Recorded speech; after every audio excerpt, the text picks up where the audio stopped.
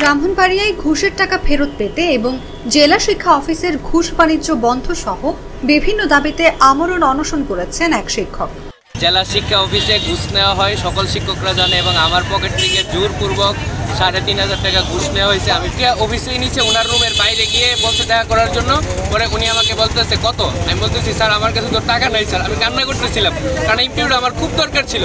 পরে উনি আমাকে বলতেছে যে মানিব্যাগ দেখাও। বুধবার দুপুর থেকে জেলা শহরের তোফায়েল আজম মনুমেন্ট এলাকায় অনশন শুরু করেন তিনি। পরে তার সঙ্গে ছাত্র আন্দোলনের শিক্ষার্থী ও সামাজিক সংগঠনের সদস্যরা একাত্মতা প্রকাশ করেন। অনশন করা শিক্ষকের নাম আলাউদ্দিন। তিনি জেলা নবীনগর উপজেলার ভোলাচং উচ্চ বিদ্যালয়ের কম্পিউটার ল্যাব অপারেটর পদে কর্মরত আছেন। আমার ওইখানে ৩,৫০০ টাকা ছিল, উনি সবটা টাকাই নিয়ে নেয়। আমি অনুরোধ করি স্যার, রাত হয়ে গেছে, আমি ভাড়া দিয়ে যাবো স্যার, আমাকে ৫০০ টাকা দিয়ে দেন। উনি বলে নতুন এমপিও করলে তো ৫,০০০ লাগে, ৩,৫০০ তো কম হয়ে গেছে। পরে আমি বিকাশে বাসা থেকে টাকাই না, ব্রাহ্মণবাড়িয়া থেকে কান্না করতে করতে গেছি। তারপরে আমি ওইখানে গিয়ে যত সিনিয়র শিক্ষক আছে আমি সবাইকে বলছি, স্যার আপনারা সবাই জানেন জেলা শিক্ষা অফিসারে ঘুষ খাই, আপনারা আমার সাথে দাঁড়ান, আমি প্রতিবাদ করব।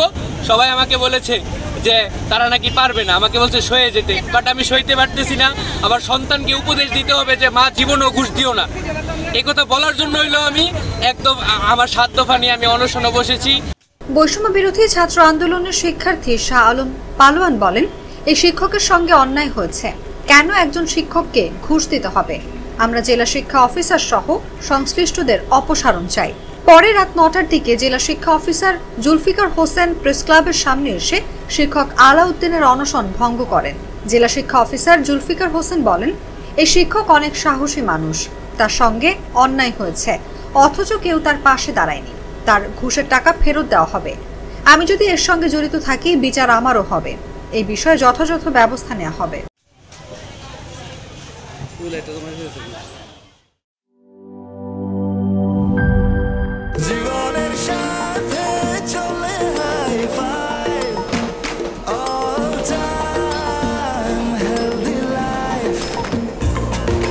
জার্নিতে স্বাস্থ্যকর all time family cake, all time healthy life.